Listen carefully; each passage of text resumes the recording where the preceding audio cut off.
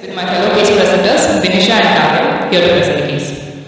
37-year-old Mrs. X, who is a homemaker, coming from Kanyakumari, belonging to upper middle class according to modified Kupuswami scheme, came to the gynaecologist OBD on November 15, 2024. Patient is paranoid yellow.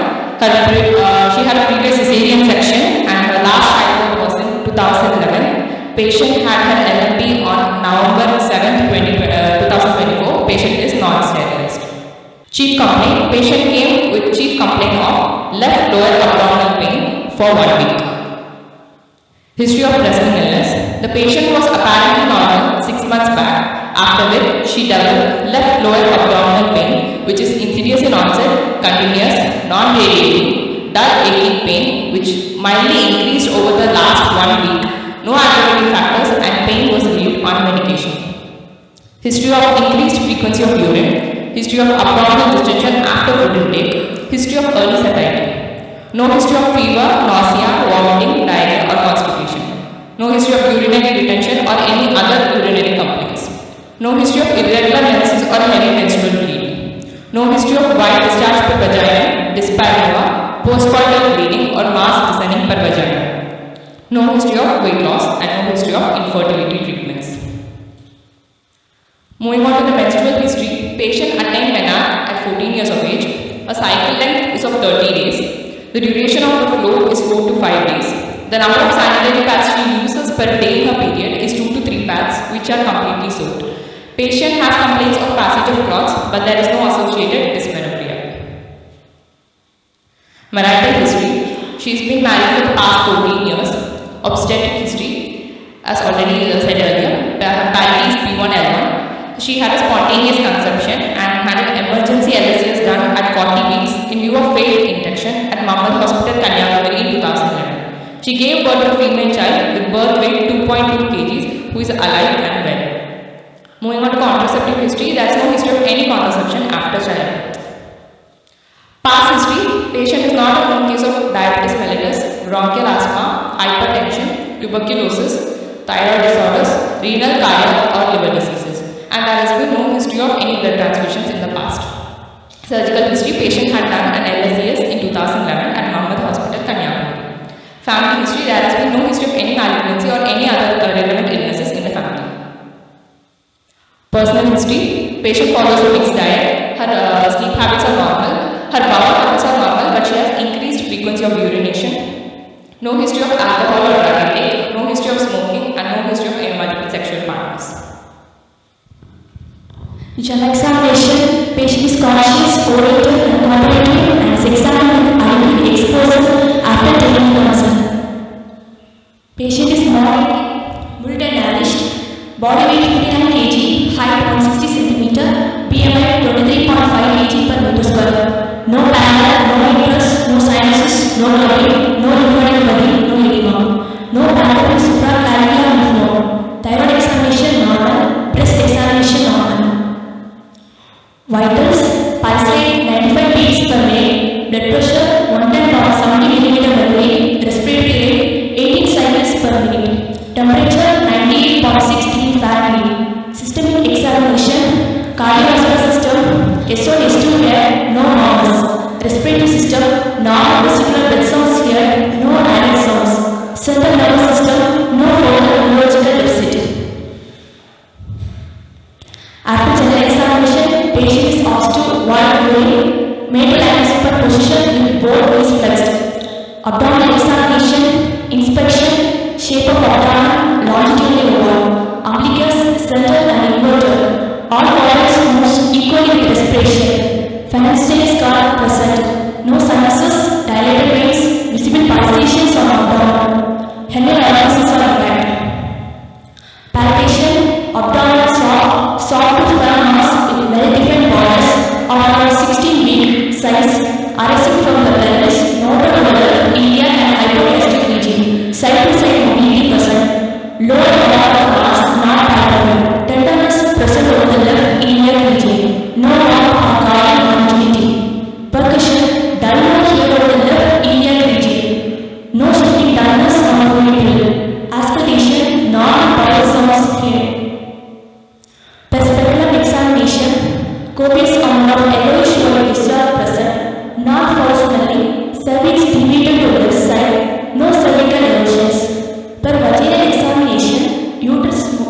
normal in size, anti-worker.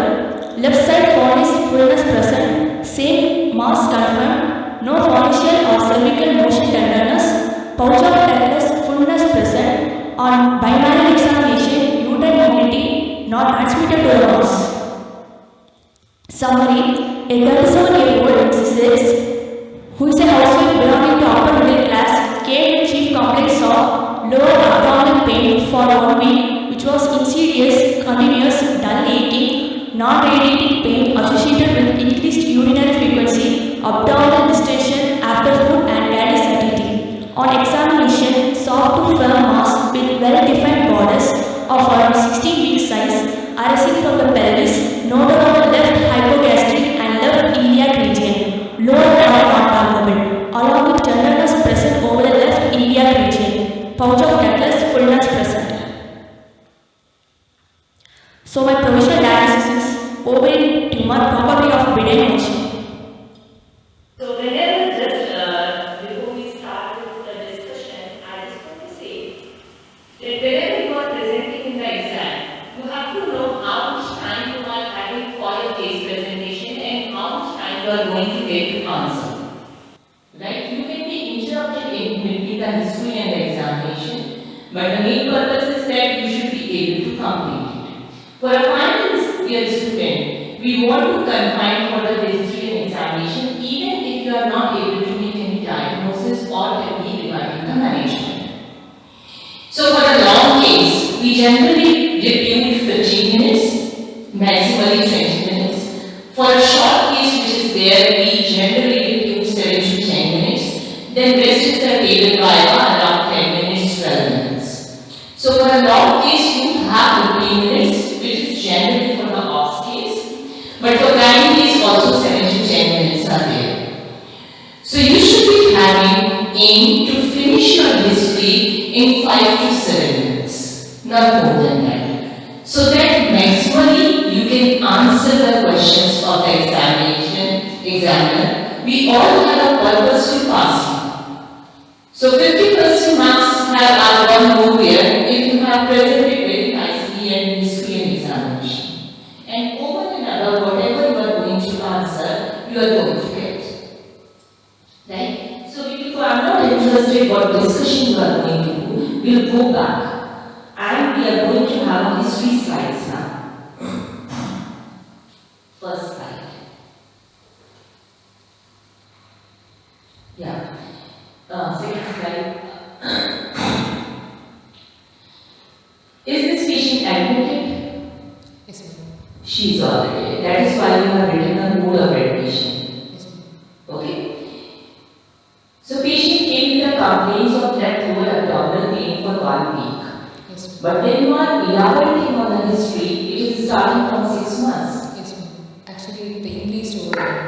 So your history, your chief complaints should be the patient complaining on and off pain for last 6 months with an increased intensity for 1 week. Just this, and then you are going to elaborate. The second complaint, which every time you said, is an increased frequency of maturation. Yes, even in the summary you have described that, but that has not been mentioned here. If you are stressing so much upon the increased frequency of maturation, that this mass might be the cause of increased frequency of maturation, or maybe she is having a UTI. So this should be there if you are stressing so much on that. Okay. Next. So okay. So here if you see very nicely, you have elaborated on the history of present illness, no complaints, no history of white discharge for vagina. Why are you worried about the white discharge for vagina? Why are you not worried about the yellow discharge for vagina? Green, black, brown.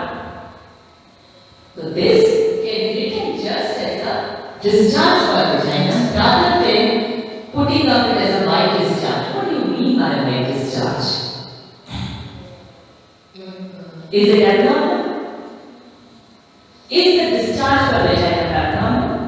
It is not abnormal in most of the cases, ma'am. By discharge, the vagina usually precedes. Again, please change your habit of saying white discharge. name of the patient, but when you are telling us, it should be only a discharge for vagina. The discharge should be described in a different manner. I think there is a case presentation. We will go in the details in that. But remember that just go on for a discharge for vagina. Right? Okay. Then go further. Next. Right. So when you are elaborating, because in any of the gynae case, menstrual history is very important.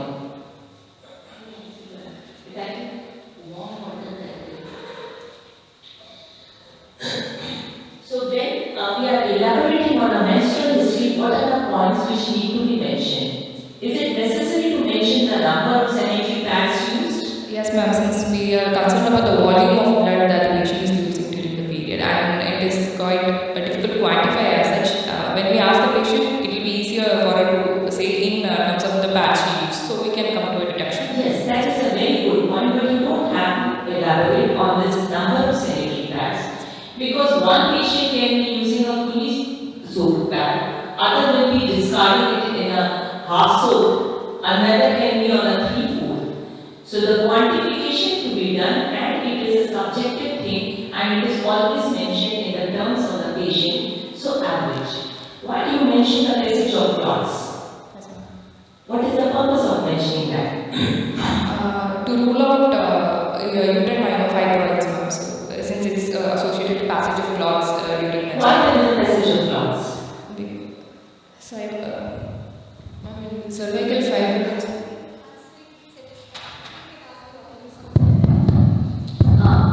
Why there is a passage of clots?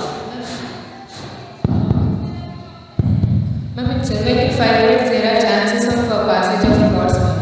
Ma'am, in cases of cervical fibroids, there are chances of passage. So if it is a intramural submucous fibroid, there are no chances of having the clots. Ma'am, because cervix. So now this is the question I transfer to postgraduates. Why is the passage of clots during the heavy menstrual bleeding? Anyone?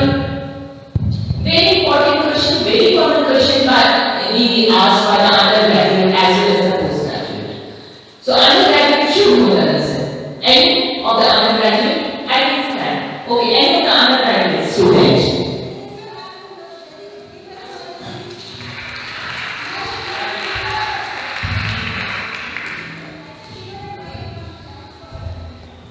When bleeding outruns the fibrolytic system. Yeah, very good. So it is a fibrolytic which is causing the routine, causing the hemolysis of the blood which is coming. But comparatively, whenever the blood loss is more, there is a relative deficiency of this fibrolysis.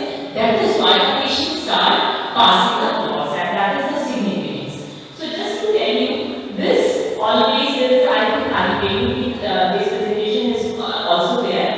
But just remember one small mnemonic regarding the menstrual description, menstrual cycle description, that is C driver, cycle length, duration, regularity, intramenstrual bleeding, and the volume. These are the 5 points which need to be covered whenever we are describing any menstrual cycle pattern. And this is the standard format in which it's not needed for, especially for the postgraduate, it's not needed to mention the number of sanitary pads. Somebody might be using clearly, other might be using a safely, another might be using a whisper. So different pads, different soaking capacity. But as such, how much is the capacity of the one pad? 60 ml? 50 ml? So that means if this patient is soaking 3 pads, it is 150 ml, she is having an HA. So how much is the soaking capacity of the pad? Routine pad.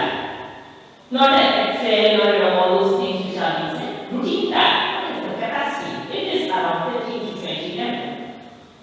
That is why. What is the normal amount of blood loss in any menstrual cycle? Less than 18. It is a range. Always remember, whenever you are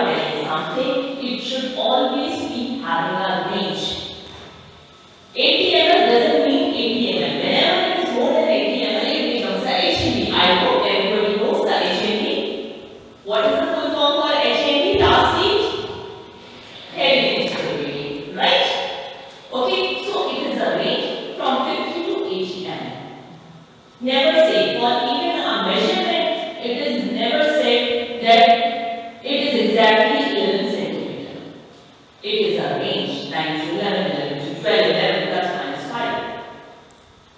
Right? So you understand? C, dry. Cycle and duration, regularity, intervistral bleeding, and the volume. And volume is always subjective. Rest of the things can be written in number of days. Okay, and that is the standard pattern for PGs that has been described by a ABD classification class 1. Right? Okay. Then we move further. Come next slide. Ra. So this is very nice. You told me don't have to go next slide. Okay, go back. Here you have written Para 1 2011. May calculate, what do you want? That I should be calculating that she had a last child 13 years back. There is no purpose of writing a year. You should be saying that she had a delivery 13 years back. Now immediately in my mind it will run. She had a child 13 years back. She is not using any contraception. Why didn't she conceive? Got it? So why didn't she conceive? It could be related to infertility, ma'am. It could be related to infertility. Secondary infertility following. So, in the very next, you have presented a very nice history. I'm just elaborating a few smaller points so that you can improvise. So, this is one of those that you always have to remember why didn't she conceive, and you should be asking in the contract of chemistry regarding the natural method of contraceptions. Because most of these patients which are coming to you might be using natural method of contraception. Okay? So they will not, if you ask that are you using pills, copper, they will not. If you ask husband is using condom, they will tell yes. Or there is a education outside, they will say yes. Okay? So you should be asking, and that is very relevant in your case. Why did she conceive in last 13 years? Okay? Next. Okay, next. So once you have known the increased frequency of mutilation which have not been elaborated and which should have been there, because if there is a complaint of increased frequency of mutilation, which is a very common gynecological complaint, then comes the frequency at what time? Is it associated with burning? Is it associated with fever, chills, itching at the introitus? Because you told that there is a opiate yellowish white discharge. Yeah? So these are the things you can go back after examination. I don't think Dr. Nisha, we are the BSc findings are given. Tell me only the findings. You are not liable to do any BSc examination, so you can always be forward for that. Okay. Next. Next. Okay, there was something here. Yeah. Why did you mention specifically regarding the supraclavicular lymph nodes? To look for metastasis, ma'am. Okay. So why not do all lymph nodes? C. General examination includes the inguinal lymph nodes, supraclavicular lymph nodes, and the axillary lymph nodes, which are visibly palpable. So all lymph nodes should be included, and you just have to write down that there is no palpable lymphadenopathy. There is no palpable lymphadenopathy, and this lymphadenopathy includes the cervical, clavicular, axillary, and inguinal lymph nodes. Okay, that is consistent to what? Taking other inguinal lymph nodes also. Okay, so you have to delete this supraclavicular lymph node, particularly from here. You can just write no palpable lymphadenopathy. See, you have to guide your bladder. You have to learn a technique to guide your bladder. Here, you have guided your bladder to a wrong place.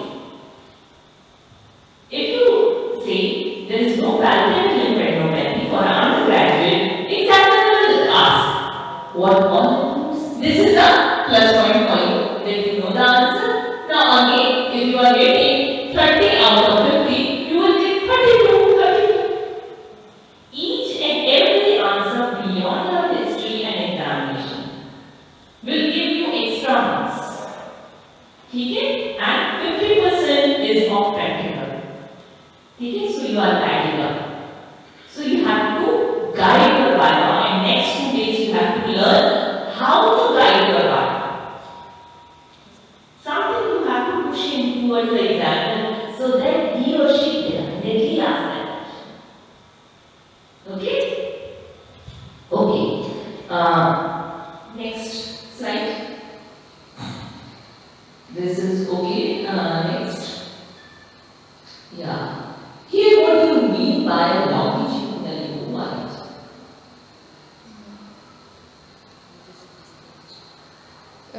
You just describe the shape as scaphoid. Is scaphoid trying because she is delivered to flabby abdomen? Longitudinal ovoid means she is pregnant. Is she pregnant? She's not pregnant. So longitudinal ovoid is it. You can write down flabby abdomen. Obese females in general want to describe the abdomen, but no visible lump was seen. Nothing, no visible lump. So it is a flabby abdomen. Longitudinally ovoid, that means there is some shape which is visible over the abdomen. And when the patient lies down, all those bulges goes, whatever of the sheets, all those bulges go, there will never remain any bulge. Okay? So you should not be writing down the longitudinal ovoid. If she is not pregnant, you will be telling that this is a flabby abdomen. Okay? You can grade your obesity at this point of time because you have taken out the BMI of this patient, and BMI I think was 21 or 23. So she might not be obese also. Next slide. Next slide. Next slide. Okay. Here I would like you to describe again this mass. Just speak again. Yes, ma'am. We were able to palpate a soft firm mass with well-defined borders of around 16-week size arising from the pelvis, noted over left iliac and hypoglossal region with side-to-side mobility present. The lower border of the mass was not palpable. There was tenderness present over the left iliac region. Surface regular, irregular. Regular surface. Regular surface. So this is not mentioned here. So regularity of the surface is very important. What do you mean by dull node hard over the left iliac region? There was due to the mass that I could feel, it was dull. It was. I don't think this finding is there in a 16 weeks mass. Okay, next.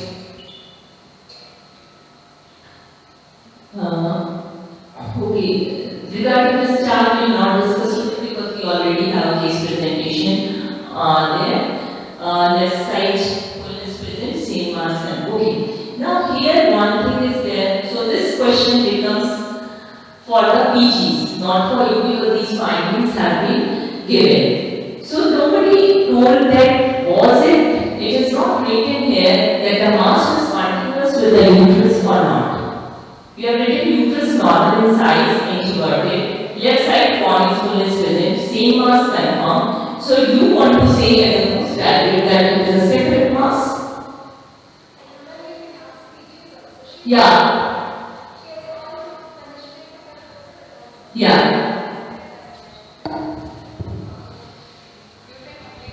So case is in a polyvaginal examination, bilateral examination, different thing. PV examination is always a bilateral examination. So you don't have to write down. Okay? And always a postgraduate can confirm that this mass is arising from that or not. Even because this is a big mass, so uterus tract separated from the mass or not tract separated. This has to be mentioned in your findings. Okay? And here you have not mentioned in the vaginal examination regarding the mobility of the mass. this should have been here, the modality of exam. And then mention regarding the follicle and cervical motion tenderness, but no mention of the mass tenderness. Okay. You are writing down no follicle and cervical motion tenderness, but what about the mass? Was it tender or not tender? Now, if it is a separate mass, you should be writing down the size of the mass rather than the 16-week size, because a 16-week size is for the uterus, not for the mass. So it should be a size, consistency, mobility, tenderness. Okay? So these should have been there in the vaginal examination. Next slide. So now you have given incomplete findings to them. So that they will be called. No gynecological examination is complete without the rectal vaginal or the rectal examination and a breast examination, and you have not given them the rectal examination finding or a rectal vaginal examination. So this you should have been given. Now coming to you have given this summary. What is your provisional diagnosis? You have given one ovarian. This history, everyone is clear. Everyone is clear. Examination, everyone is clear. Now, आपसे पूछा जाएगा. Next slide.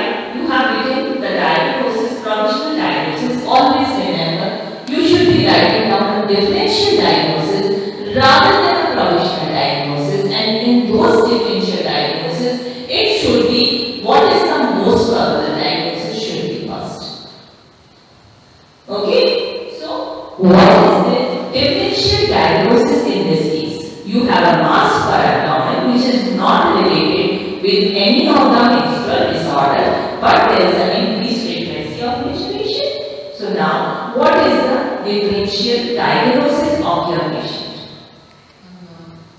It can be either a tubal origin, hydrosalpinx or a pyosalpinx, or a tube ovarian abscess, or it can be an ovarian origin, a simple ovarian cyst, or a benign or a malignant tumor, or it can be a uterine origin, leiomyoma, adenomyosis, or uterine. So very nice differential diagnosis for you people. Now I would like postgraduates to just tell me the differential diagnosis as per the order of their suspicion. A firm mass affecting on the menstruation, not associated with a menstrual disorder, right? So what should come first? Can it be hydropyosalpinx? No. Why no? Why no? It cannot have that big size. No, it can have a big size, there is no problem. Patient is not giving any history of fever. इतना बड़ा मास हो जाएगा और this was big size and the patient is not having fever. How is it possible? So cut. You got even in your practice you have to do. These are the definitions by the things. So hydrosalpinx deleted. Tubercular abscess. Okay, so we have not elaborated on the chronic fever. It could be a TO mass. Why? One point in favor of a large TO mass. Anyone? Anyone? Discharge? No. Elaborated on that. So 13 years she is not conceived. Why she is not conceived? So TO mass can be there. Our tubes might not be working now. So TO mass can be there. Chronic TO mass. Okay. Can it be central ovarian cyst? No. No. Why no? A big no? Because yes, consistency is formed. In a cyst, it should be cyst. Okay? Benign ovarian tumor? it can. It would be benign ovarian tumor. Malignant tumor? It can. Less likelihood in this age, but you should be having a differential. Uterine region of mass, can you write down? No, a big no. It can It be. can. So what type of uterine origin of mass will be there? Sub-zeros or fibroid.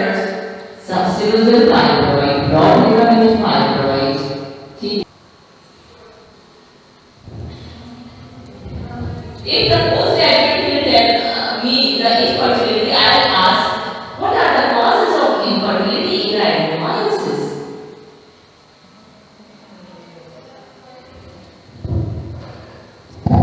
It can have any size. It's written in book, it should not be more than 14 size, but we have seen a big, the time is coming. So, okay, now 5 minutes more, only 5 minutes more.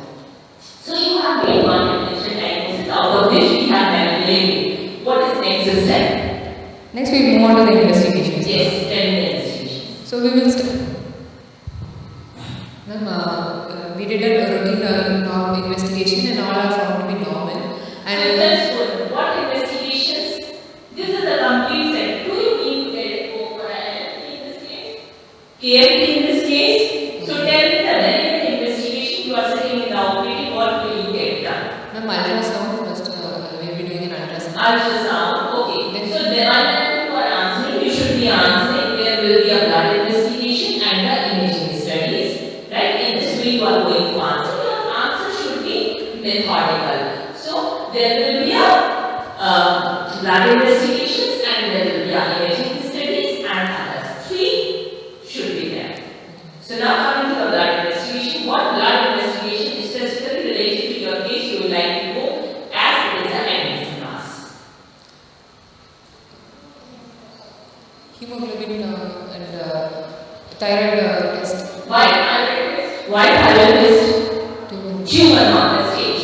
So no, you should be going for CBC with ESR. ESR, why we are expecting a PMR? Could be tubercular, ESR might be raised. So one is CBC with ESR. Second, tumor markers. Okay, what tumor markers? CA125 and HEA and CEA. Okay, so for you it is okay. Age of the patient? 37. 37. So if it is a postgraduate, there are not many tumor markers. So for them it is okay. CA125, CA, CA99. If it is a less than 30 years of age, what markers will you add up?